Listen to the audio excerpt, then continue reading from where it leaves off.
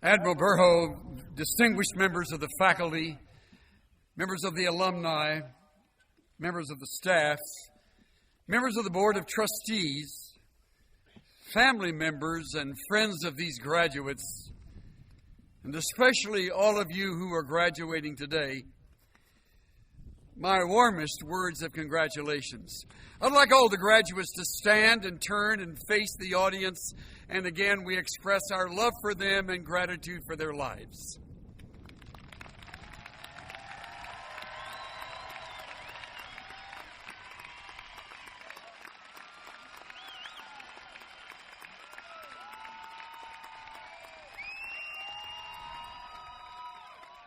Thank you. You may be seated. I direct my words to you who are graduating today, especially. Someday you will be a leader. In fact, hard as it may be for you to believe it today, there will come a time in your lifetime when you will become someone's hero. They will look up to you. They will admire your life. They will find in you the strength they need to press on. All the training you have received, not only here at Fork Union Military Academy, but from your parents in your home and your grandparents, have resulted in your becoming the person you are today. Not the man you hope to be, but the one you see in your dreams, in your desires.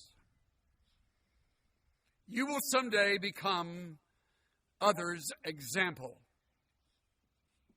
As that occurs, you will realize that what they admire most about you will not be your intellectual achievement or your athletic ability or your financial status. What they will admire is your character. In a word, your integrity. Everything I have to say from here on has to do with your integrity, which would include such qualities as absolute honesty, moral purity, personal authenticity. I'm convinced that integrity is life's essential quality. If you are a person of integrity, others will respect you and want to be around you. If you are a leader who models integrity, others will be inclined to follow your leadership. It was the late, great General Dwight David Eisenhower who once wrote, "To have followers, one must have their confidence. Hence, the supreme quality for leaders is unquestionable integrity.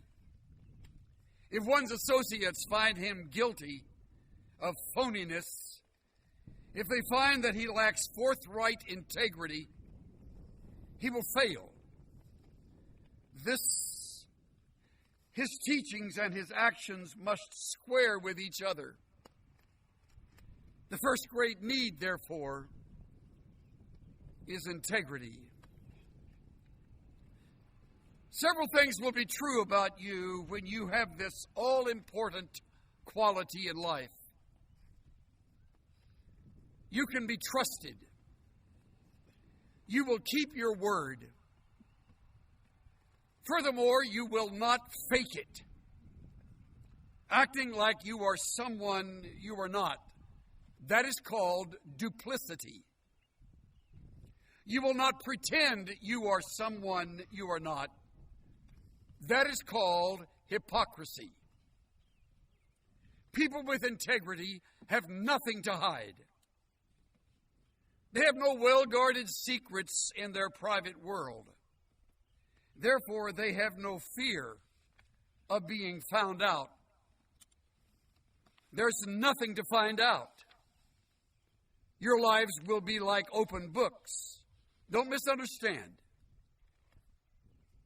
I'm not saying that people with integrity are perfect, I am saying they are authentic. Being authentic, every part of your life will welcome scrutiny. Integrity means you are financially accountable. You do not handle money irresponsibly. You will not steal. Integrity means you are personally reliable. You do not say one thing while you mean another. Integrity means you will demonstrate intellectual veracity. You refuse to cheat. Furthermore, you resist the temptation to commit plagiarism.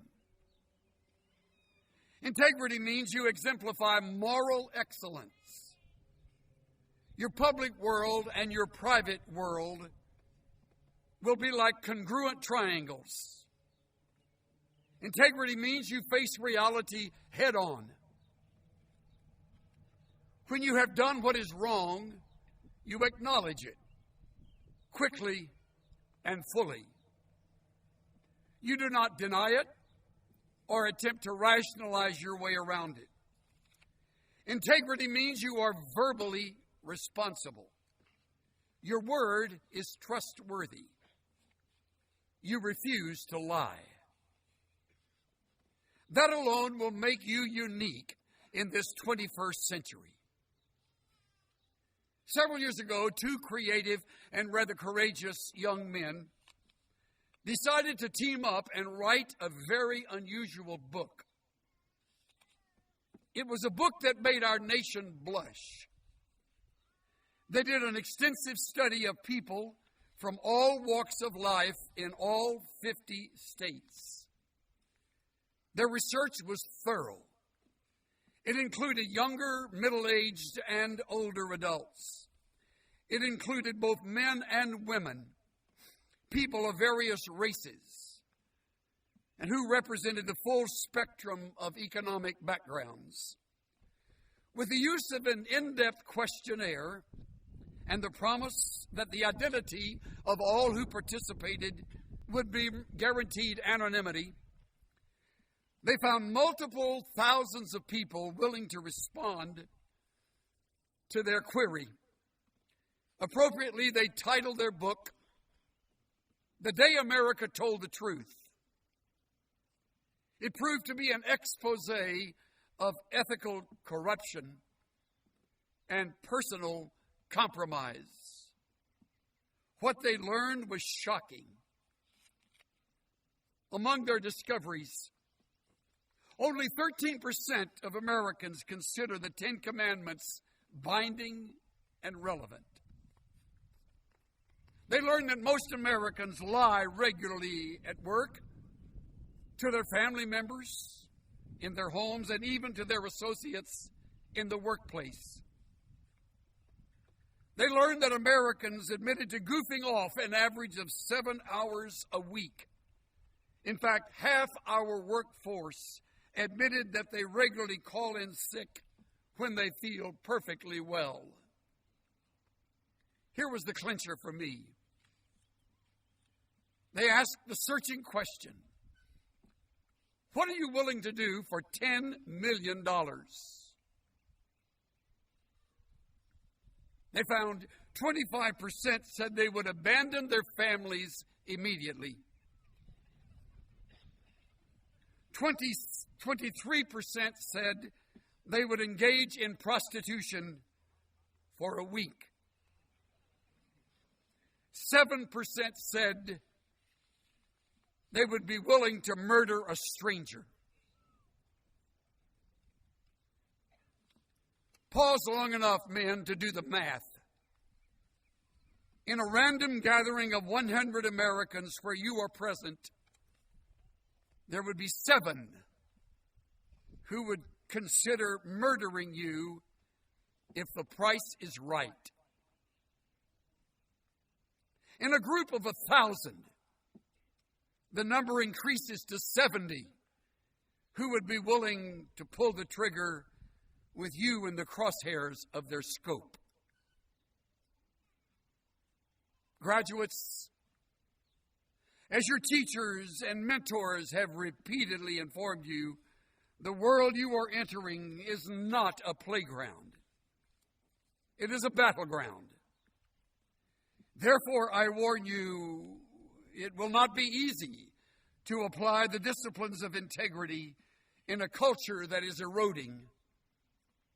It will not be easy for you to refuse to cheat when you're surrounded by cheaters. It will not be easy for you to stay pure when the majority is engaged in moral compromise. It will not be easy for you to remain teachable and humble when a spirit of entitlement is everywhere to be found. And to complicate things, the problems are not decreasing. The erosion of integrity is accelerating. College football fans are familiar with the name Lou Holtz.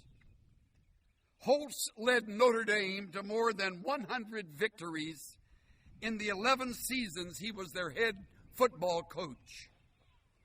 During an interview toward the end of his coaching career, a reporter approached Coach Holtz and asked him to compare the challenges he faces today, which were not there when he started his coaching career 25 years ago. He responded without hesitating, and I quote, "Today, everybody's talking about his own rights and his privileges, whereas 25 years ago, my players talked about obligations and their responsibilities." Graduates, I repeat, the world you are entering will not be an easy place for you to cultivate and model integrity. But let me assure you that it will not be impossible. Your challenge, plain and simple, is to make a difference. Thankfully, there will always be a few who will swim against the compromising current. Thankfully, there have always been a few who have determined to live their lives above the level of mediocrity, to take a stand against cultural corruption, and to live lives of ethical excellence. I urge you to step into the ranks of those strong-hearted individuals. The Holy Scriptures are full of stories of people in that category, people who lived lives of personal heroism and integrity. For example, we read of the virtually unknown sons of Issachar, a relatively small band of brothers who understood their times and knew what Israel ought to do. They became leaders with integrity who made a difference in their nation. While Daniel was only a teenager, he determined to become a man of integrity, a leader who would march to a different drumbeat. And God used Daniel greatly. And then there was a man named Josiah, who became a king while he was only a child. When he turned 16, Josiah decided to make a difference in his nation. He began to think clearly, to make tough, unpopular decisions that led to the cleaning up of his country. He rid the country of all its idols and all of the places of idol worship. And talk about making a difference. Who can ever forget David, the man considered to this day Israel's greatest king? They named the symbol of their nation, which appears in the center of their flag, the Star of David. And their best-known city, Jerusalem, is commonly referred to as the City of David. What was it in the life of David that resulted in his making such a remarkable difference? The answer is found in the last few verses of the 78th Psalm. God chose David his servant and took him from the sheep, from following the ewes great with young. He brought him to feed Jacob his people and Israel his inheritance. So he fed them, listen to this, according to the integrity of his heart, and he guided them with skillful hands. That's the secret. The integrity of his heart and the skillfulness of his hands. I hope and I pray that you will become one of the sons of Issachar in the future, that you will join that band of brothers. I hope and I pray that you will become another Daniel as you enter your college years or step into the ranks of the military. I hope and I pray that you will soon determine to become a 21st century Josiah, who isn't afraid to dream big and make unpopular decisions that will cause the nation you serve to be a better place for all of us to live. And I hope and I pray that you will grow into a strong-hearted leader like David as you help others triumph through the difficult days and the challenging years that lie ahead. My greatest hope and my most urgent prayer is that you will become a sterling, authentic example of life's greatest quality, integrity. 26 years before this academy was founded, Josiah Gilbert Holland wrote this passionate prayer: God, give us men. A time like this demands strong minds, great hearts, true faith, and ready hands. Men whom the spoils of office cannot buy. Men who possess opinions and a will. Men who have honor. Men who will not lie. Men who can stand before a demagogue and damn his treacherous flatteries without winking. Tall men, sun-crowned men, who live above the fog in public duty and in private thinking.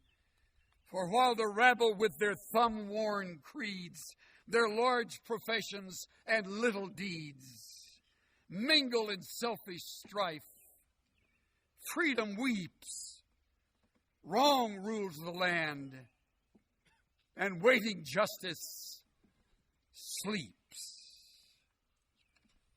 When you arrived at Fuma, you were boys. During your years of training here, you have become young men. In the years ahead, you will grow into full manhood. As you do, I urge you to become that kind of man Josiah Holland wrote about. May God grow you into that all-important role, a man of integrity. Thank you.